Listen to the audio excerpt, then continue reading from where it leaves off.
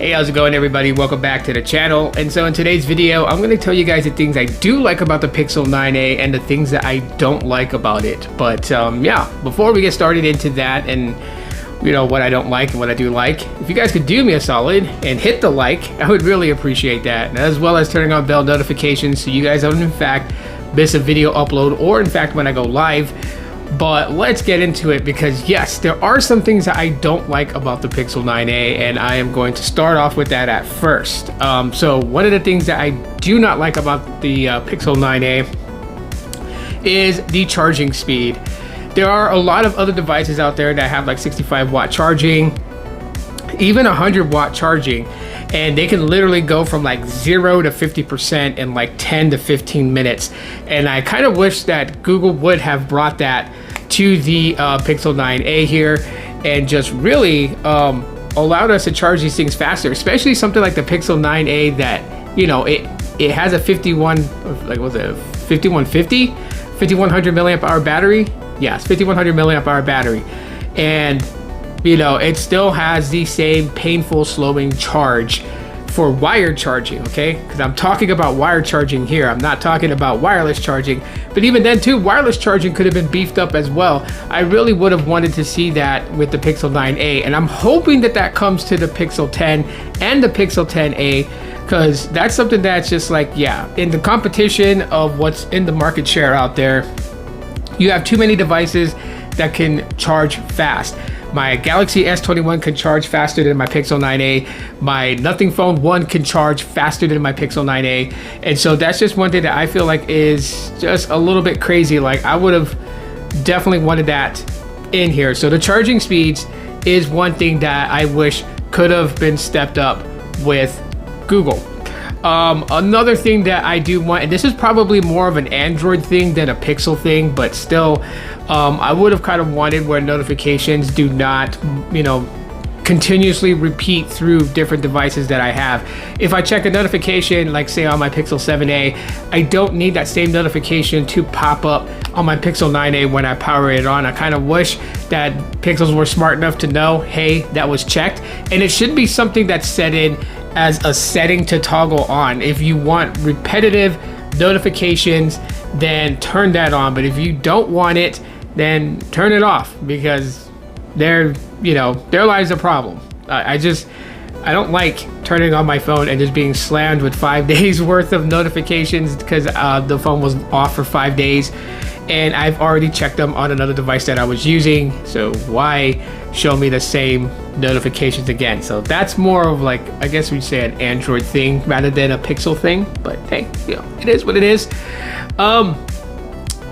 Another thing that just kind of like I find weird about it is the SIM tray on Pixels. That's something that I really wish they would also change, make them metal.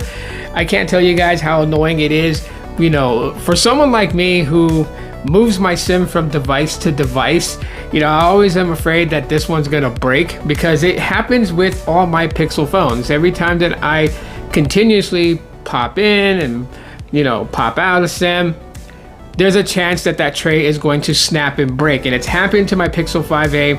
As a matter of fact, trying to get that SIM out on my Pixel 5a is the reason why that, there's only basically like eSIM on that phone, because trying to get that SIM tray out with the SIM card that was stuck in it, and now physical SIM does not work in my Pixel 5a. And so I have to be careful with all these devices that I have, the 7a, the 6a, the 8a, and those SIM trays are super flimsy. So I just wish they would make these things metal, like not just the bottom plating of the SIM tray to be metal, but the entire SIM tray to be metal.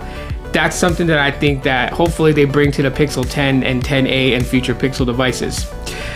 Things that I do like about the Pixel 9a, first off, is the cameras. Okay, hands down, the cameras are pretty solid. I have no problems at all whatsoever taking photos, and I think the photos come out pretty good, even though it is a 48 megapixel sensor, which a lot of people were kind of skeptical about, because the 8a had a 64 megapixel sensor, and then they're like, oh, 48 on this, it's gonna yield crappy photos. But let me tell you guys something. When it comes to the pixel count in these camera sensors, you guys do know that they do pixel bending, right?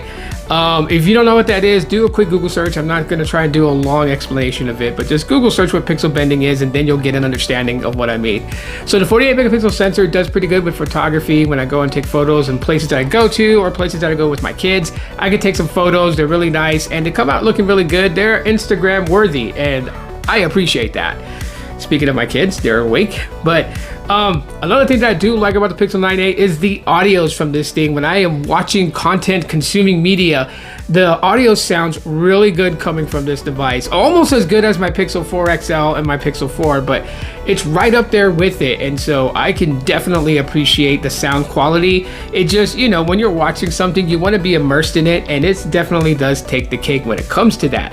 So, another thing that I do enjoy about it is the display. The display is really nice on the Pixel 9a. Colors are nicely represented, and I have no problems at all whatsoever looking at the display and just, you know, like admiring all the colors. I mean, you know, the display itself, which, you know, my S21 camera is probably not doing it any justice, but it looks good. So for a $500 phone, that's pretty dang good compared to, like, you know, a $900 phone like its big brothers. But display is pretty nice on this thing. And yeah, another thing that I do enjoy about my Pixel 9a is the battery life. And as you guys saw the previous video that I did regarding who is the battery king with the Pixels, and the Pixel 9a has dethroned the Pixel 5a as battery king. And I made that video for a reason, because the battery life on this is insanely good. Insanely good that, you know, I've had this phone for a couple of months now, got it, you know, on release, and yeah, it's still doing good.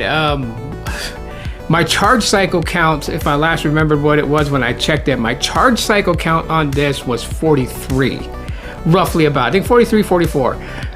So, I mean, considering the time, that tells you guys, I don't have this on the charger very often.